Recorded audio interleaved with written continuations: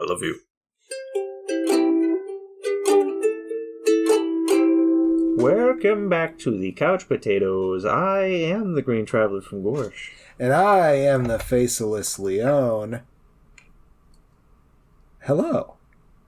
This is Green and Faceless on the couch.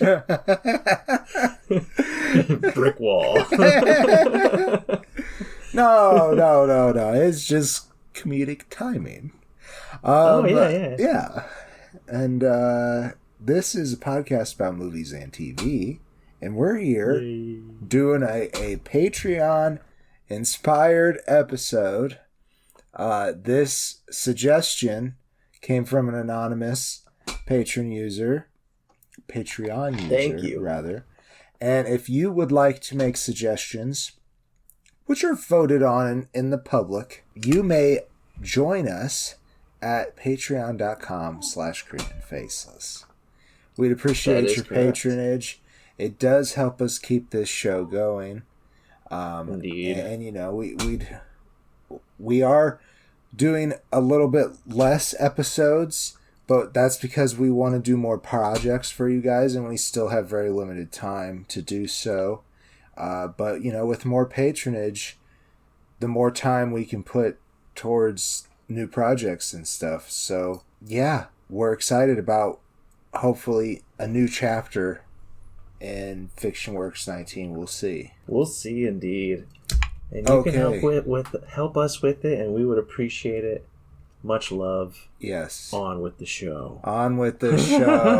So, Anam, what's called them Potato Head 69. Potato Head 69 wanted us to butt up Mr. Nobody versus Everything, Everywhere, All at Once. All at once, yeah. It's kind of it's a bit of a stretch, but it's a multiversal genre Smackdown. Yeah, and you know, I would definitely call EEAAO. Yeah, I just say Everything Everywhere. It's just too hard. Yeah, Everything Everywhere. Otherwise, you're kind of treading the line of upsetting Rachel Ray. That's true. Yeah. What was that again? EVOO? Extra virgin olive oil. EVOO. Well, all right. This long-titled film is a black comedy, I would call it, with sci-fi elements, I guess. I don't know. Magical realism. It's interesting. Yes, but both definitely hit the same vein of anything really can happen. You don't know what the next scene's gonna hold, because everything's fucked up, especially in the chronological. I feel like the main differences in the films is that Mr. Nobody seems like it's trying to tell something, yes, but it's doing so in a way that it wants you to be thinking. It wants you to be like looking into what the movie's trying to say, looking into all the different concepts and everything. Whereas Everything Everywhere All at Once has a lot of messages to say, but just wants to entertain you while embedding these messages. Extremely entertaining. I will give it that. Right? They are both I love it. Rather long movies. They really are. That was one of the issues with my ADHD, is that I love films like this. I love movies that make me think. I love movies that, you know, really seek to entertain me in weird ways. Both of these films, they itched a lot of those scratches that I needed. I don't know how that phrase goes. They both have some, you know, sci-fi fantasy elements, and both are very high concept. But yeah, just both being over 2.5 hours, my ADHD will get a little bit bubbly. Same. Everything Everywhere All at Once in the theaters did not feel that long at all. I bet. It felt so fast. I was so entertained and just like completely captivated. On my own couch though. Well, actually no, I wasn't on my own couch. You were on my couch. You were. Yeah. We had to keep pausing it because your dog kept getting excited. That's right. She did. That was right before that I got just very, very ill. And oh man. And I'm sorry to have exposed you if it is something that's contagious. Sarah's not feeling so good today, so I think it might be. So I apologize. How dare you? You know, the extra time off from work God will be damn so it. devastating. God damn it. Well, you know, I just thought it was my regular stomach stuff because it hasn't been so good since I've gotten off that festival thing. And this is pretty personal, so maybe I'll steer us back to the podcast. Anyways, I'm just trying to apologize to our patrons that this is a little late. Anyhow, let's talk about Mr. Nobody. Mr. Nobody, starring Mr. Jared Leto. Oh, earlier you said his name was Jared Let Go. Yeah, I said Let Go. Yeah, it's a very high-tier joke that I dropped before the recording. When we were warming up, you know how it goes. Yeah. Jared, let go. Honestly, though, and this is going to be like a backhanded insult, and I'm sorry. Yeah. I don't usually enjoy Jared Leto's acting. He is a good actor. He really is. Mm-hmm. But there's just something about him that always just, like, pulls me out of films. Yeah. This is like his only performance truly that I was like completely wowed by. I remembered watching this when I was younger, closer to when it came out, and I was just like, wow, this guy's great, you know, and I'd seen him in Fight Club as well, and I was just like, oh, hell yeah, you know, this guy, you know, I'm going to like this guy when he goes forward, and he played the Joker, and I was like, oh, yeah. Oh, no, I don't mesh well with this guy anymore. Yeah. Now he's just been that from now on. So, you know, he's an interesting one, and I just want to apologize if he's listening. But you do know that now he's going I said he was a good actor. And try to either Joker or Morbius kill us. And there's nothing we can do about it.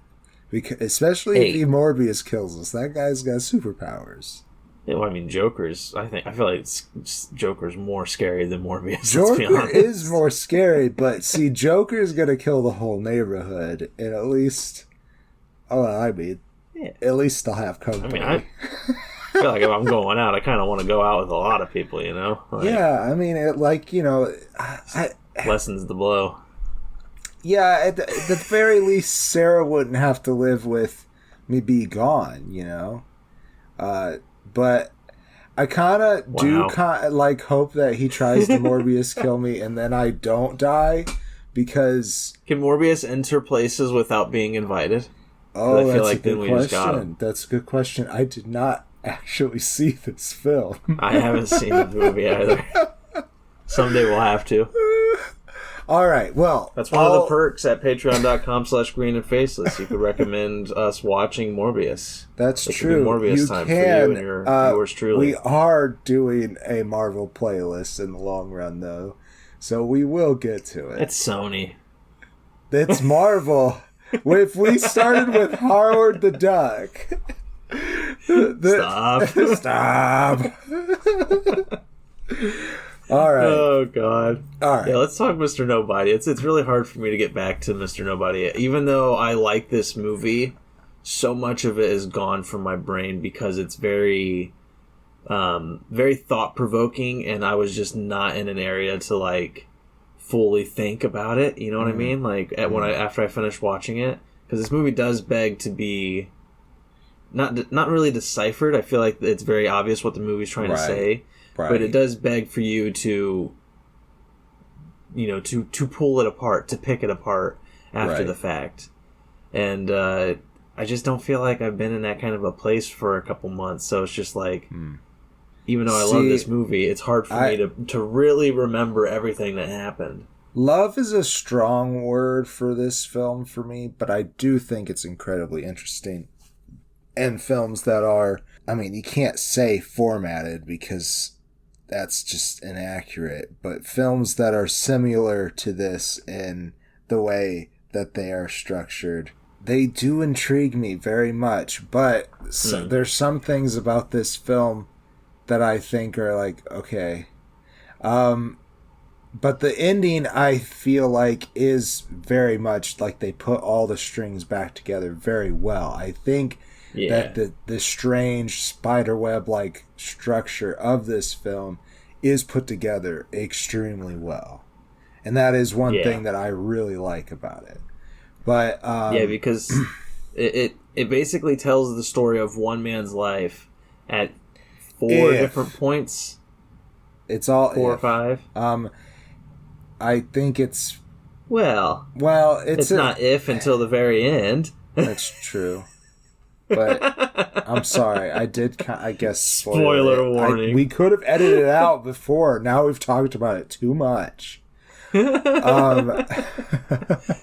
no, it basically starts off from the point of a very old man who's like 100 and I don't know 80 20. something, like 20. Yeah, I can't remember. He's old as fuck all. Or 40. 141. 141, Jesus. But he is the last. Oh, it says here he's 118. That's not much older than Bilbo when he had his party. 111th birthday or 11th birthday or something like that. There's people who've lived longer than that. Like 118? Yeah. I mean, if you're going by Bible rules, yeah. No, I mean people like on very recent record. Like I believe that the oldest person is like 121 years old right now. Let's find out the oldest person to ever live. The French woman Jean-Louise Calment lived to the ripe age of 122 years old. Damn. Who's the oldest today, though? Let's find out. Oldest person alive today. Maria Brañas Morera. She's 116 years old. American Spanish super centenarian. Damn. Wow. Congrats, Maria. That is awesome. You're almost as old as Mr. Nobody. Mr. Nobody is the last mortal on the Earth. And yeah, all the others are just weird motherfuckers who just don't die. Yeah, they found a way to halt the aging process. So, like, you get to be the age look that you want to be, I guess, and then you go through a procedure or whatever. I don't know. Who knows? And then you don't remember. And then the only way you can die is, I mean, you're not, like, impervious. You're just immortal. Long-lived. Right. But this old motherfucker, he's approached by many people who, as he's about to die, want to know his life story. And they also want to know, like, the whole world's very interested in what his last words are going to be. Right. And so it's like a lot of people are tuning in. An argument about whether or not they should let him die. If they... Right? Yeah, if that's ethical. Since there's a way around it. And as he starts to tell his story, though, he mentions... I guess it's not really a spoiler, because I do remember that he tells this story. He mentions that... when you're conceived, at the moment of conception or whatever, the angels of whatever of oblivion, they touch your top lip, right in that little divot that most people have. Everybody has. Yeah, that's what gives your spirit the most divot. Everybody. Your spirit. Yeah, and he says that it erases your memories of possible futures. And they forgot to touch him. And so he remembers all the possible futures he could have had. And that's basically what the whole movie is he starts telling all these different stories about where his life could have gone. Specifically from the point of one moment when his mother and father are separating. The mom is getting on a train, never to come back again. Yeah. And they tell the kid, you have to choose right now. Basically it's like, go with your mother, get on the train with her, or stay with your father. And the way his life spirals from that decision, is the movie, and yes. it's I don't know, it's so fascinating to me. I don't remember how many options happened when he went with his dad, but like his dad eventually gets some sort of macular degeneration disease, and he has, or an accident. Maybe there's an accident that happened. Maybe. But anyways, he becomes paralyzed, and he has to help take care of him if he goes and lives with him. Or he could go, I don't remember. Did he start in America, or did his mom go to America? I forget. It doesn't matter. I honestly don't remember. Everyone else was English, except for Jared Leto sometimes. I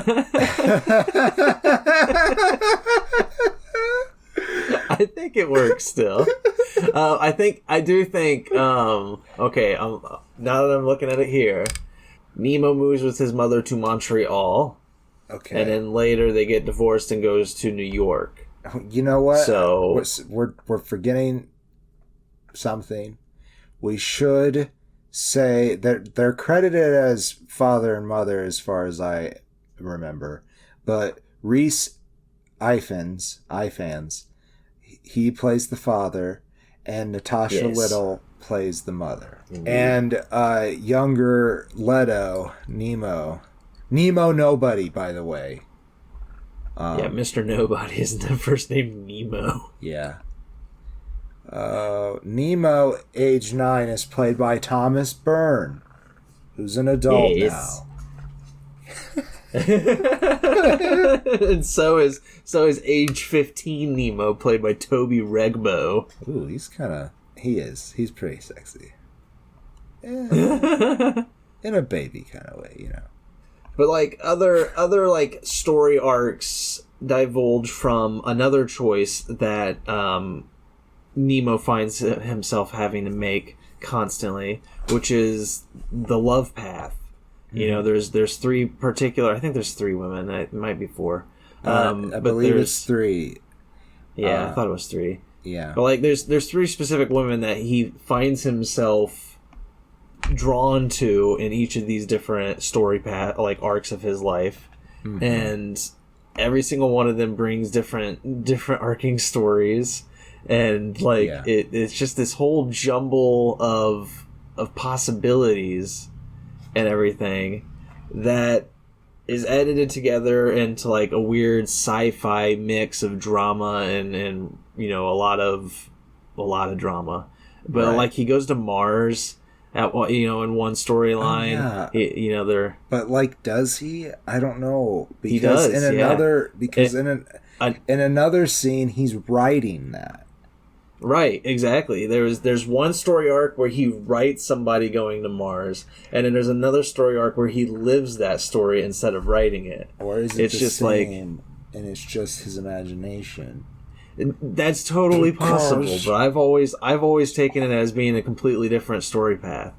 That it's just like in one story arc, things are affected so much that humanity is expanding to Mars in his lifetime. While he's still relatively young, because he's only in his like maybe 40s or 50s in that story path. Right. And I don't know. It's just like I really enjoy it. It's like. It's in that same group as like Cloud Atlas, sure, and you know these weird, pairing.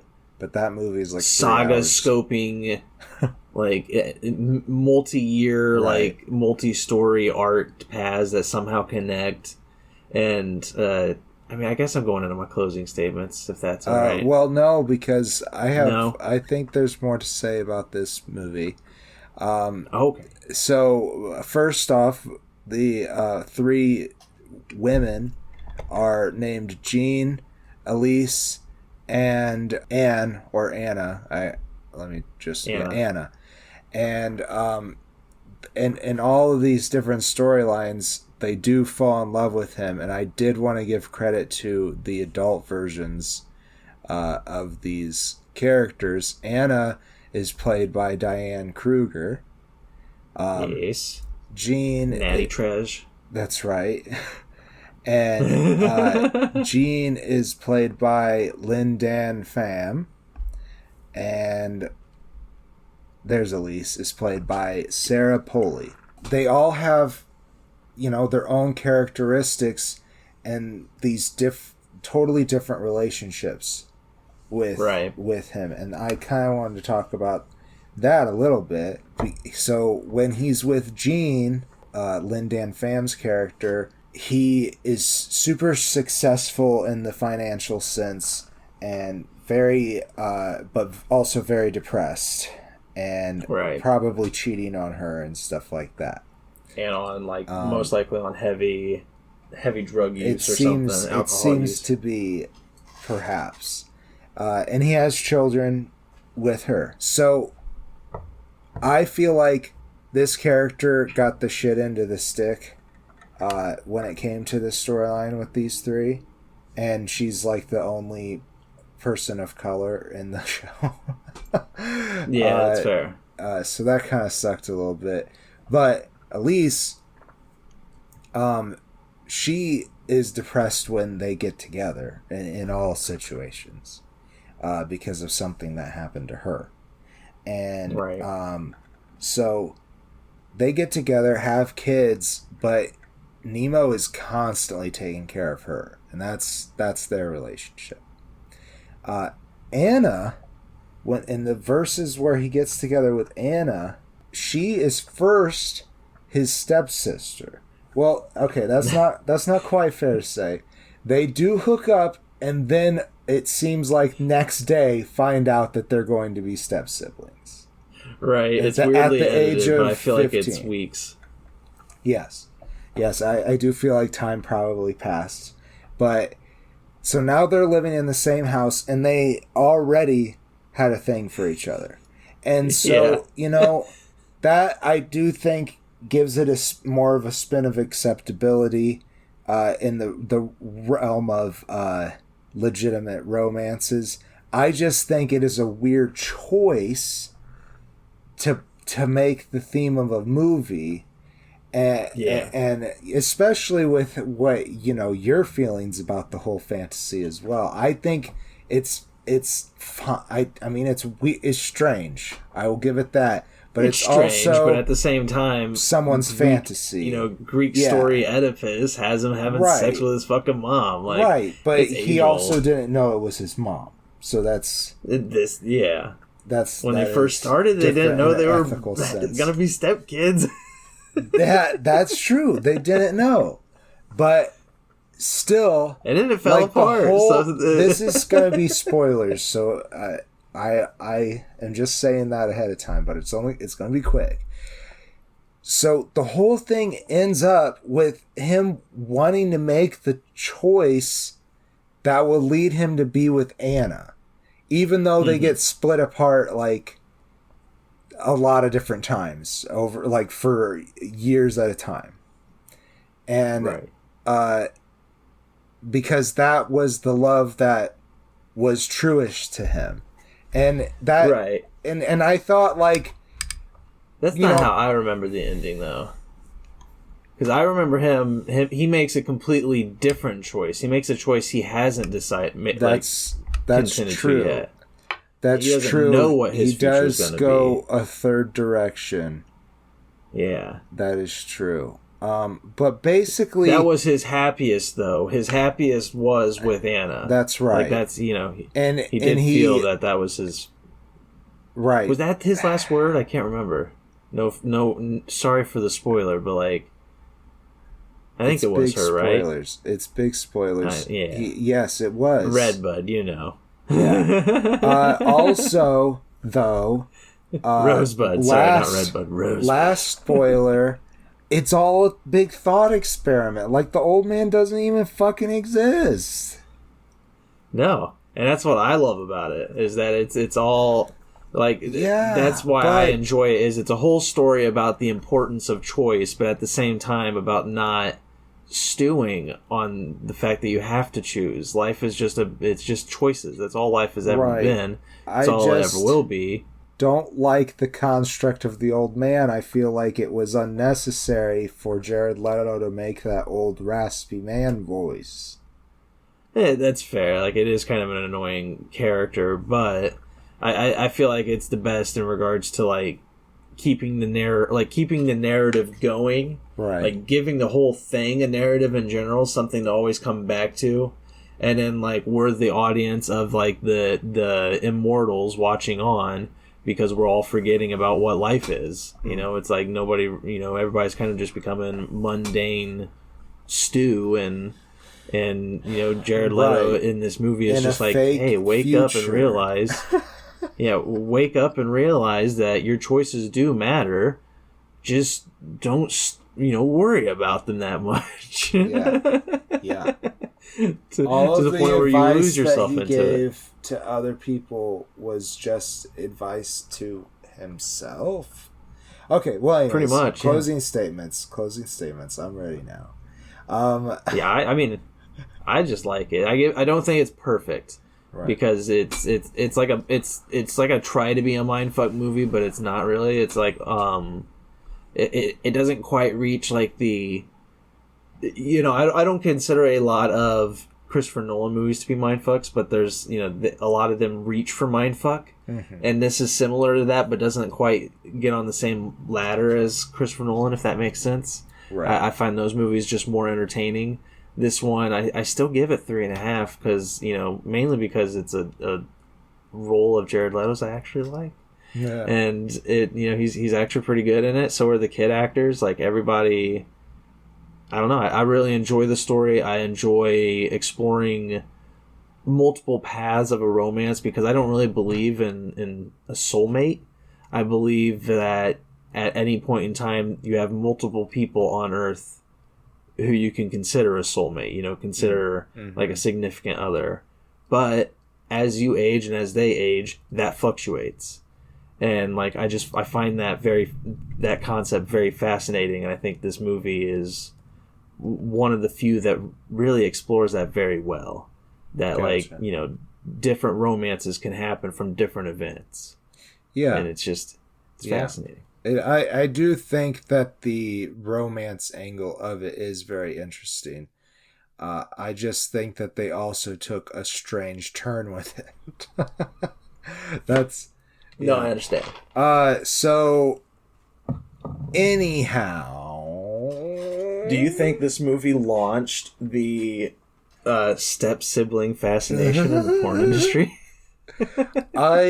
I don't know. I don't feel like it had that wide enough of an audience. There was probably like a sex romp that did it and, like, you know, got big amongst the frat community or something. Yeah, probably. Yeah. Well, I give it 100% a full face, and that is just for it. I keep on bumping my microphone stand. Oops. That is just for they do just a masterful job of sending out these strings all over the place and then weaving it back together at the end. That part of it is very well put together. It's not perfect, but it's pretty well put together. So yeah, I think it is very interesting to watch. It can get a little boring because it's very long. It's very long. It can be hard to keep track of everything. So, you know, it's not perfect. It's not gonna be my favorite, but because of the effort, I have to give it a higher ranking. I think it was pretty cool. Yeah. They would keep cutting back to, like, certain story paths, and I'd be like, what? Yeah. I don't remember this. And it'd be like, oh, right. Okay, well, we did that movie. We got one more to go, and we're going to take a soda pop break and come on back to you. We'll come on back now, yeah. I love you. Hey, you're back. I'm so scared. Hey. On the side of my boots. Sorry. On the side of my boots. Nobody's Are we ready? Sure. Let's talk my favorite movie of 2022. Everything, Everywhere, All at Once. Damn. No, I'm not biased. Not at all. I can't think of another movie that I liked better last year. So hell yeah, that's probably true. This we just watched the other night, so I definitely am pretty biased towards it probably being the top of my 2022 list. Hell yeah. Yeah, I have a pretty good history with this film. It's directed by the directing duo known as the Daniels. The Daniels. That's Daniel Kwan and Daniel Scheinert. They are incredible writer-director combo. Severely. Like, I first noticed them when they were working on music videos. That was where I first fell in love with them. They did the Turn Down for What music video. They did a couple Foster the People music videos. They did not do the King of the Hill version of the song. But no, not the King of the Hill. Turn Down for What?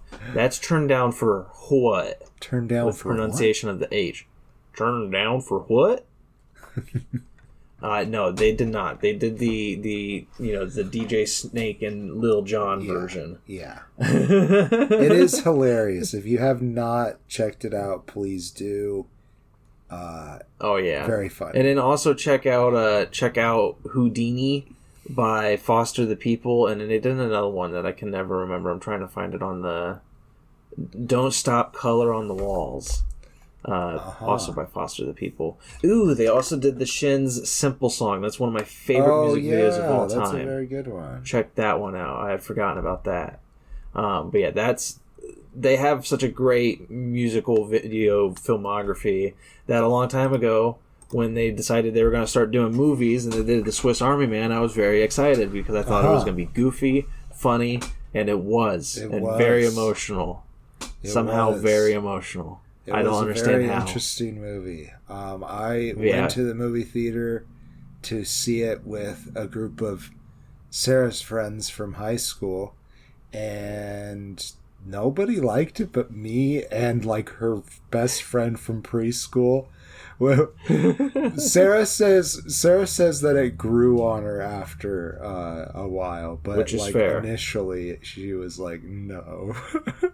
Like, there is a lot of very awkward, morbid humor in that movie. Yeah, I went with a friend from work, and I don't remember our reactions. I know I liked it. I don't remember what they thought. So, and I haven't talked to them in years, so it'd be kind of weird to reach out and be like, what did you think of this movie? What did you think?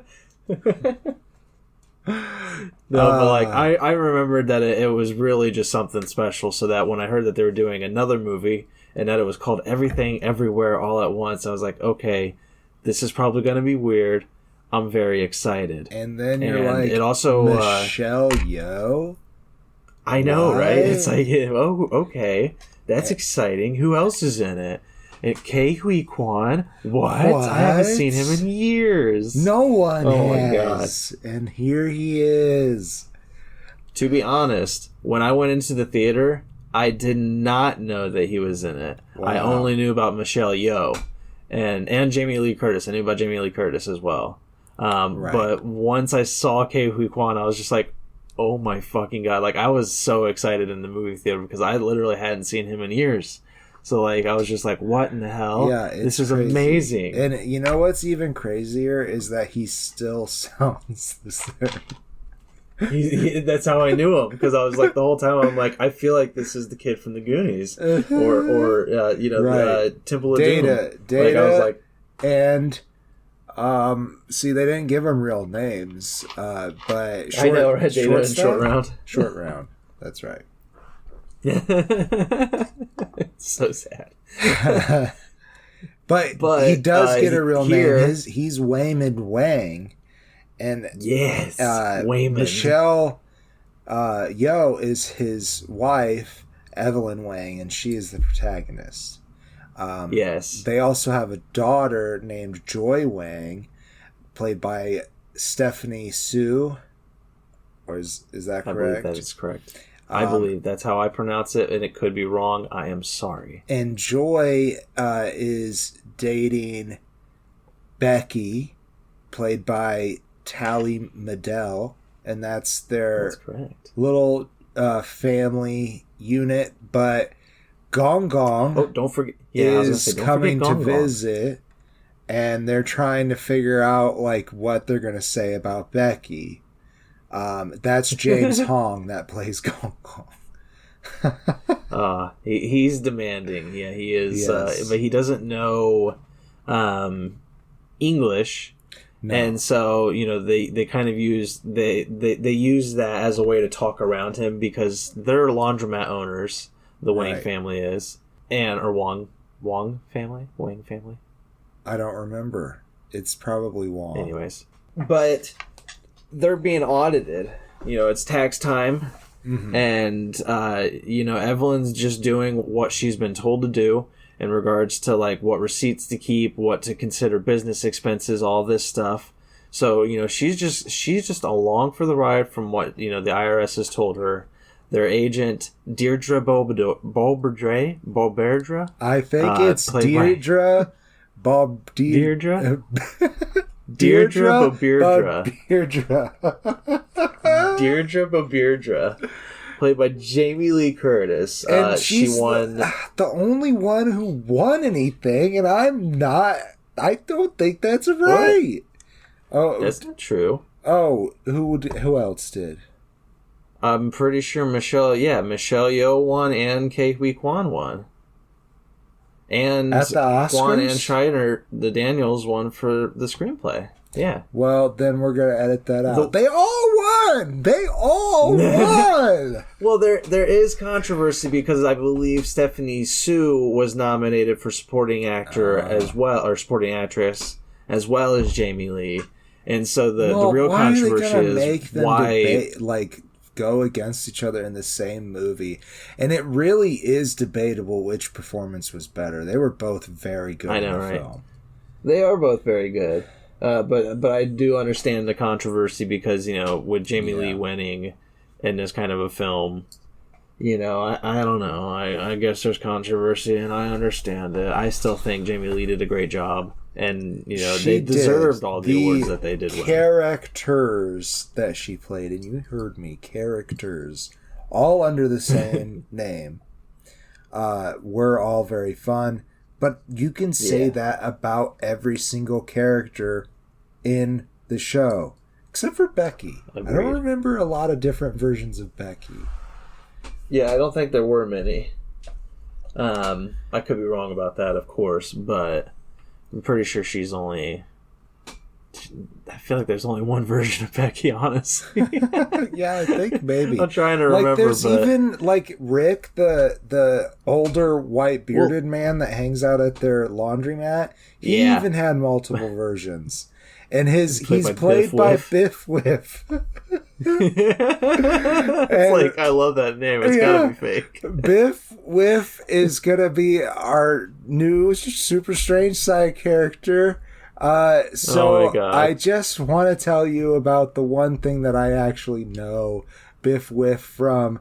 He has done a lot of side things over the years.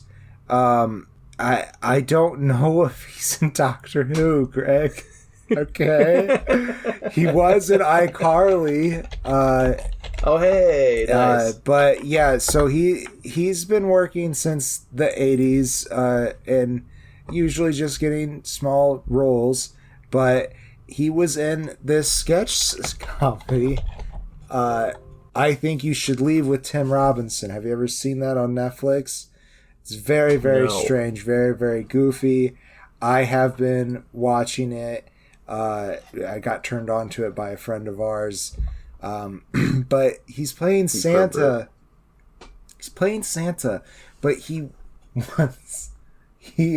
the first scene is a trailer for an action film. I don't remember what the film is called, but it's announcer voice. And starring Santa.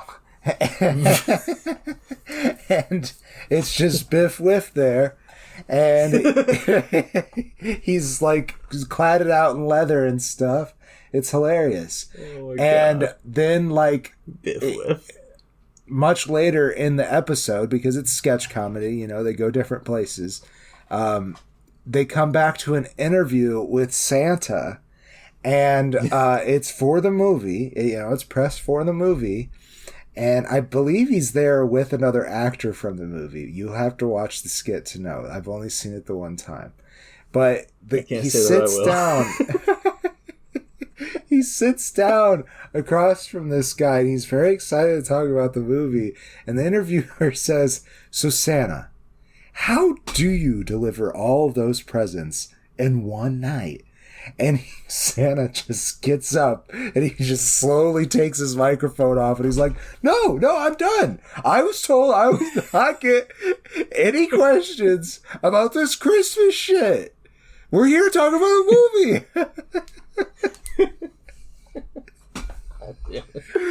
It's so funny. And he is also very funny in this.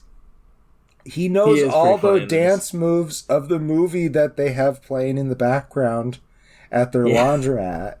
And he dances with Waymond in the middle of the laundromat. It's so funny.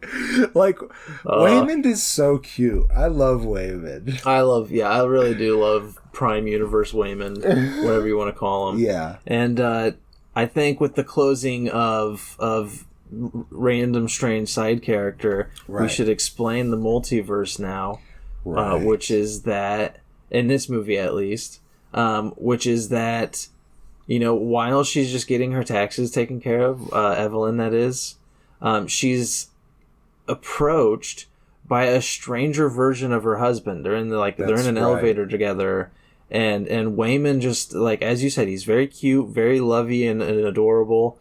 But then he just straightens up immediately and takes his glasses off, a completely different manner, like personality and everything. He's alpha and you know he tells her basically, he puts something in her ear and tells her basically, go to the laundry closet, or imagine that you're in the laundry closet. Like, he gives her instructions and everything, and I mean, it's hard to explain. There's so much that happens in that scene. So, like, if we're just going to be explaining the jumping part of it, so if you want to use a skill from a different version of yourself from across the universe, you have to use what is called as a launch pad or a jump pad. I can't remember. But it's you doing something strange, like crushing an apple on your forehead or something like that. Right.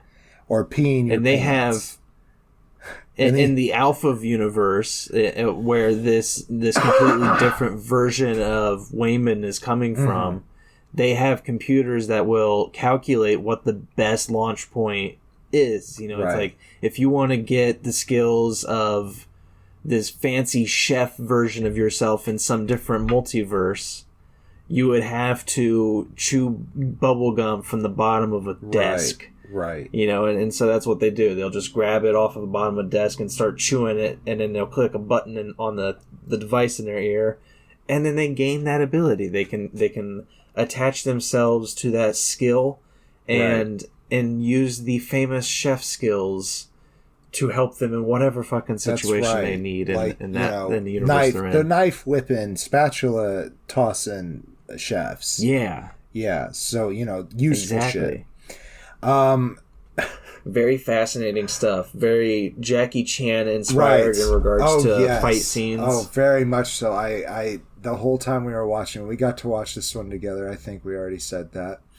The whole time we were watching it, I was getting Jackie Chan vibes, and it was a lot of fun. Like, you know, we've talked about Michelle Yeoh doing choreography and stuff, and she's extremely graceful, and yeah, it's just fun to watch that Jackie Chan air of, like, worry that he has, that anxiety that he brings to the performance, right? So that Michelle brought that a lot to that in this movie. Because when you're in the kind of fights that they're in, you're mostly improvising what you're doing. And with Jackie Chan and with Michelle Yeoh in this, they're using just random fucking items to get themselves through fight scenes. Yeah. And that's why when they're searching for, I mean, Michelle Yeoh's character, Evelyn, she's not even searching. She is just hoping against hope that her broken ass jumping device can, connect well enough. She ends up jumping into a sign twirler version of herself in a different universe, and she uses that to get through a fight scene, and it's just fascinating. It's really well choreographed and everything. I love the action in this movie. Oh man, there was something else about that though.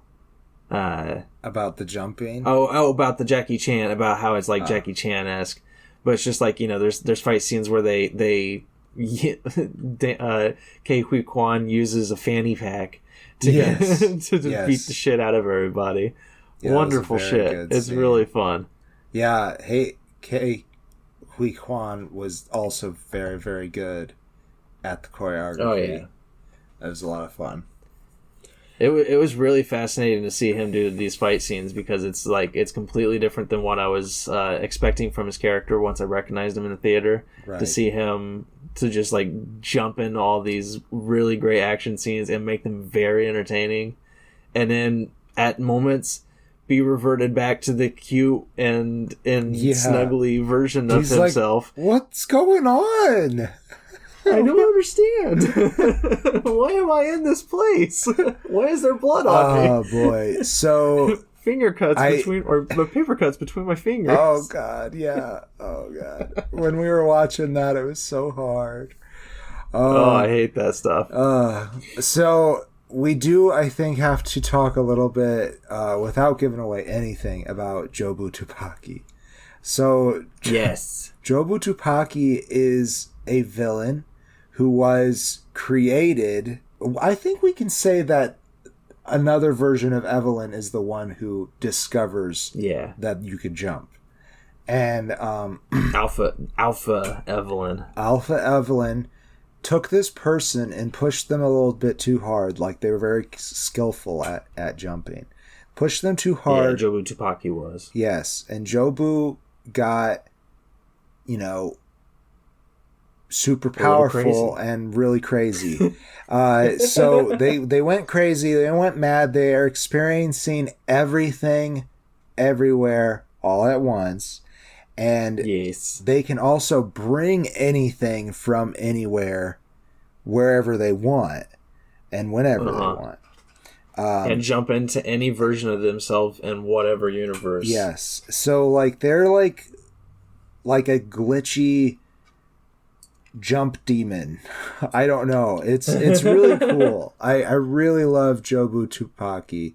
And I do too. All of the outfits that she gets to wear are pretty great. It's fucking phenomenal. And and the whole movie maintains the exact same level of goofiness that you've come to expect from the Daniels. Right. Yeah. There's a whole universe where everybody has hot dogs for fingers. Yes. And it's just silly and most people hated it. I fucking love it. I think it's hilarious. I think it's great. But it's I also hated it at first. At first I hated it, but at the end, when it's just Jamie Lee Curtis and Michelle Yeoh, that was really funny. And also that's the beauty of this movie too, is it really does just keep you laughing throughout the whole thing. But then at the end, it has emotional payoffs for every fucking situation that they've set up. And they've set up a bunch. Yeah. It's there's emotional resolution for Evelyn and Jamie Lee Curtis. For Evelyn and... I'm sorry, I don't remember Jamie Lee Curtis's name. Deirdre. That's right, Deirdre. Yeah, and Evelyn and Wayman, they have good resolution with because they've had marital issues throughout the whole movie. That's right. That have been building through dramatic irony and everything, and it's fucking hilarious and sad at the same time. But the resolution, really moving.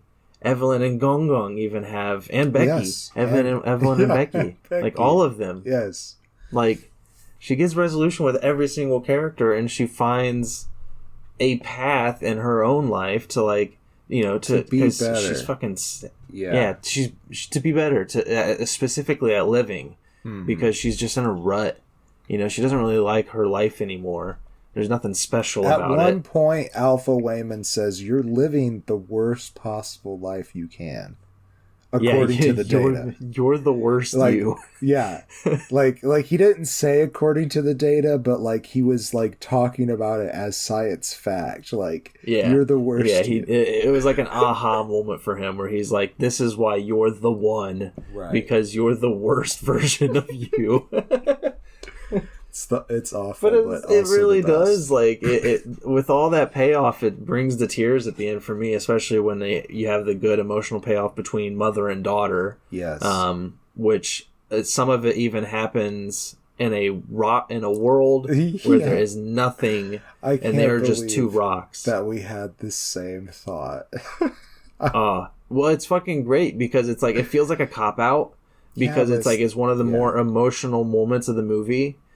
Because it's just two rocks that are sitting there in the midst of nothing, and it's just text on screen. Yeah. But it's so weird, and it works so perfectly with the film that it's very moving at the same time. Like you. Also, they got to touch on suicide in a way that was very symbolic rather than graphic, and I appreciated that. I did too. Yeah, it's very.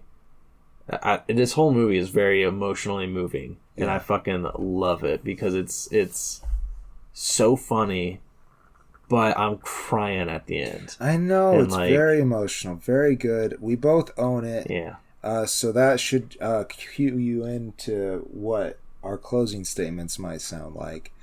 I'll go ahead and, I bought it ahead of time because it came highly recommended by you, and I found a Even copy though I said I was going to buy it. Yeah, well, I got confused.